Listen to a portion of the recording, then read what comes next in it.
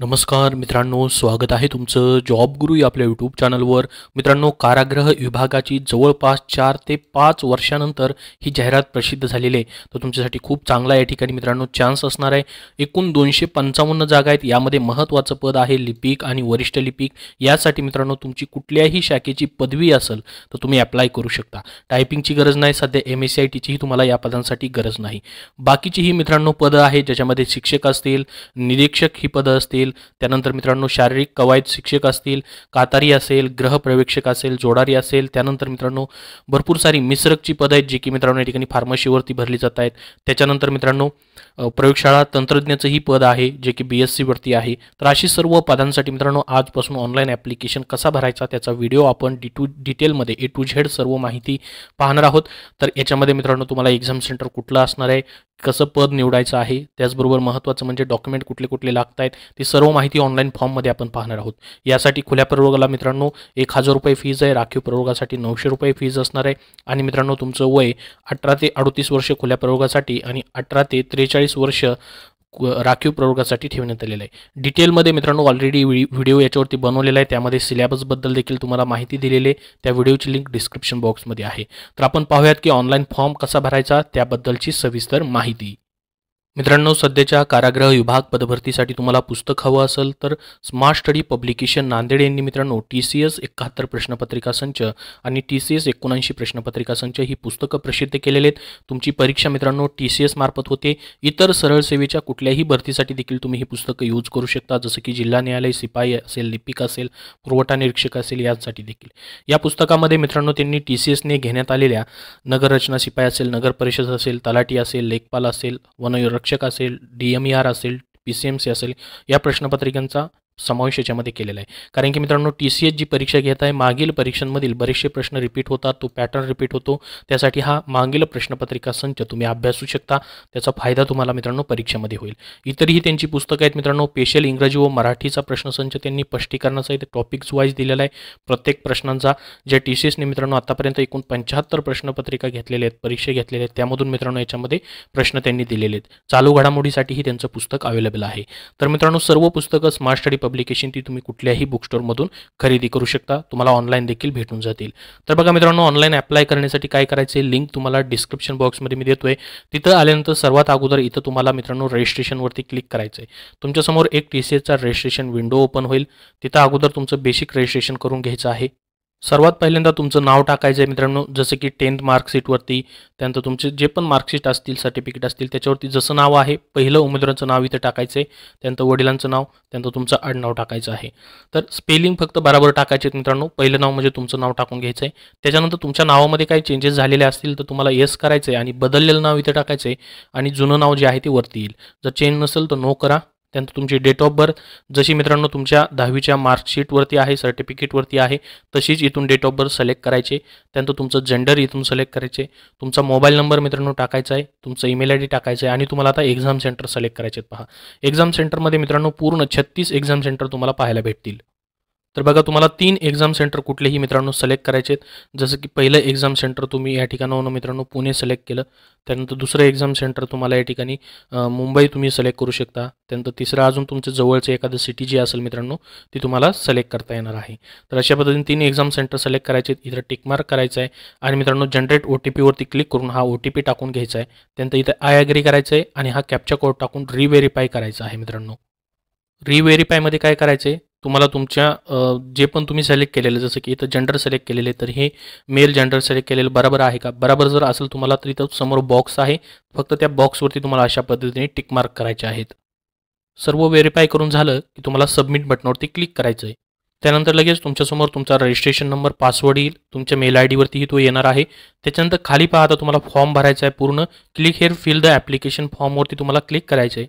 दुसऱ्या विंडोमध्ये तुमच्यासमोर अजून एक फॉर्म जो आहे तो याचा ओपन होईल.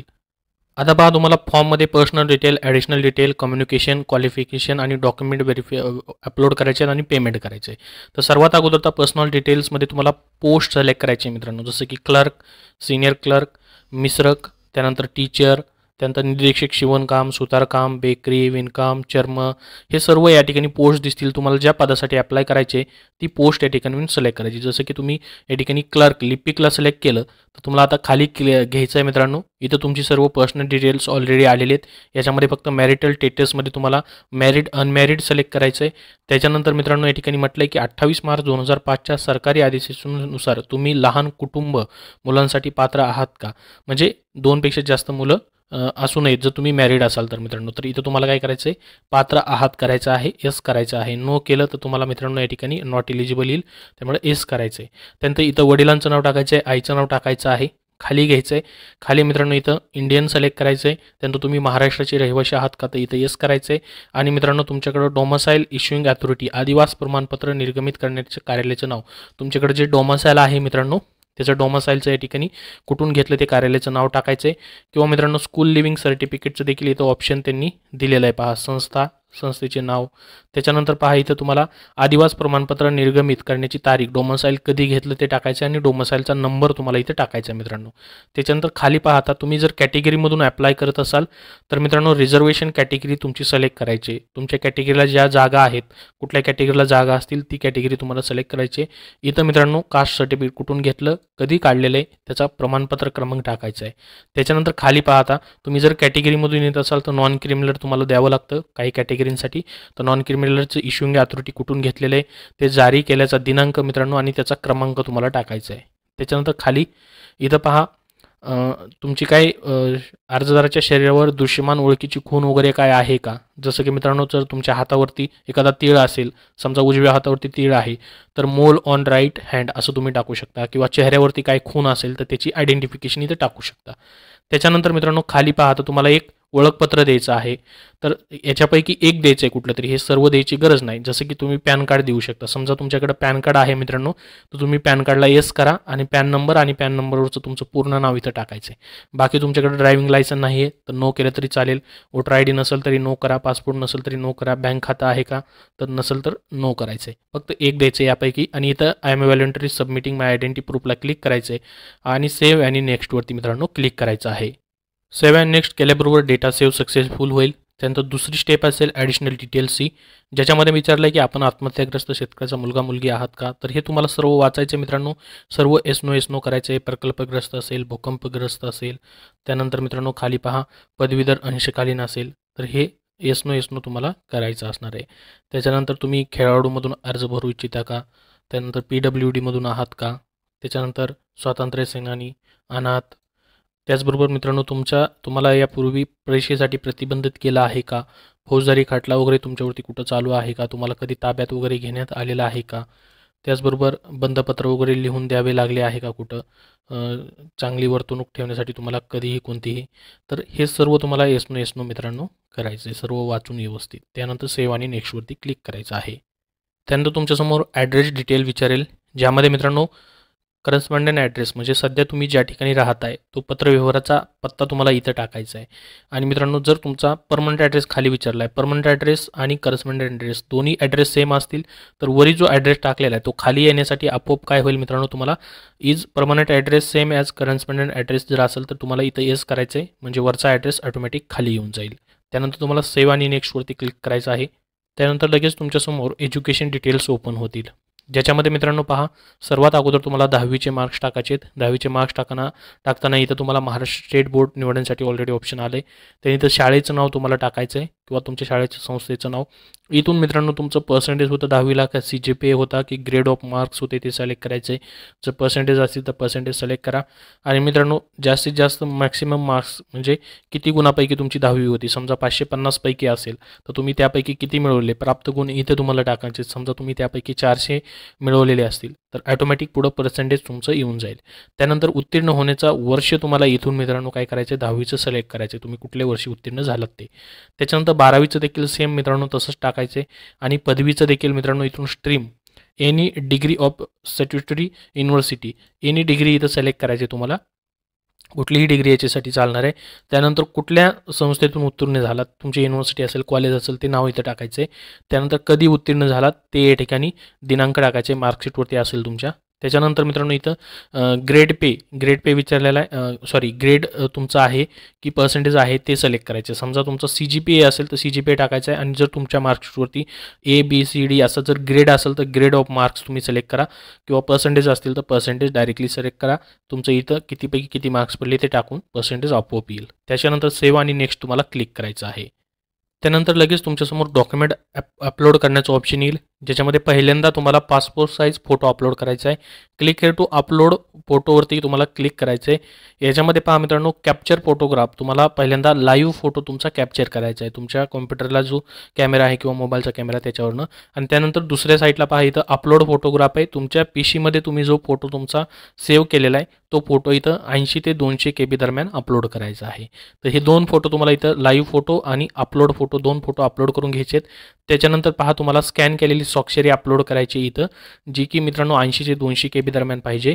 त्याच्यानंतर तुमचं 10वीचं सर्टिफिकेट असेल, त्याचबरोबर मित्रांनो 12वीचं, त्याचं डिग्रीचं, त्यानंतर डोमसाईल आपल्या राज्याचे आदिवासी प्रमाणपत्र तुम्हाला अपलोड करायचे. त्यानंतर कास्ट सर्टिफिकेट, आणि मित्रांनो त्याच्यानंतर लहान कुटुंबाचे प्रमाणपत्र. जर मित्रांनो तुमचं या ठिकाणी मॅरिड तुम्ही सिलेक्ट केलेलं आहे तर हे लहान कुटुंबाचं प्रमाणपत्र इथं डाउनलोड करायचं ऑप्शन आहे. पहा इथं क्लिक हेअरवरती क्लिक करायचं आहे. तुमच्यासमोर लहान कुटुंबाचे प्रमाणपत्राची PDF फाईल लगेच ओपन होईल. त्याच्यामध्ये मराठीमध्ये आणि इंग्लिशमध्ये फॉर्मॅट आहे. पहा इथं तुमचं नाव टाकायचं आहे, टिंबटिंब यांचा मुलगा पत्नी. इथं टिंबटिंब वर्ष राहणार, इथं तुम्हाला काय करायचं आहे, वय टाकायचं आहे, आणि राहणार इथं तुमचा ॲड्रेस टाकायचा आहे. मी म्हणजे तुमचं नाव इथं टाकायचं आहे.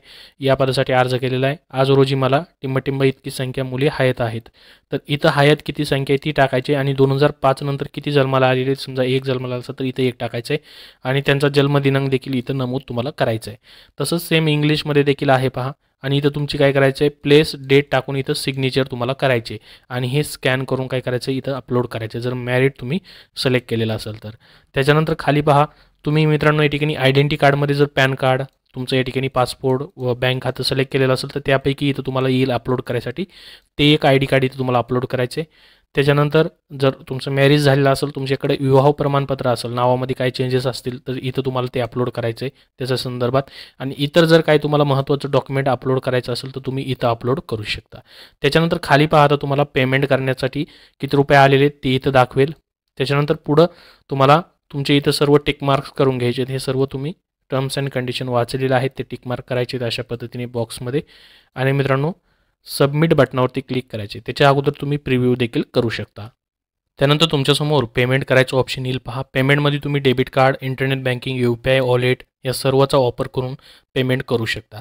तर अशा पद्धतीने तुम्हाला हा पूर्ण फॉर्म जो आहे तो भरायचा आहे. पेमेंट केल्याबरोबर तुमचा फॉर्मची PDF फाईल जी आहे मित्रांनो डाउनलोड होणार आहे.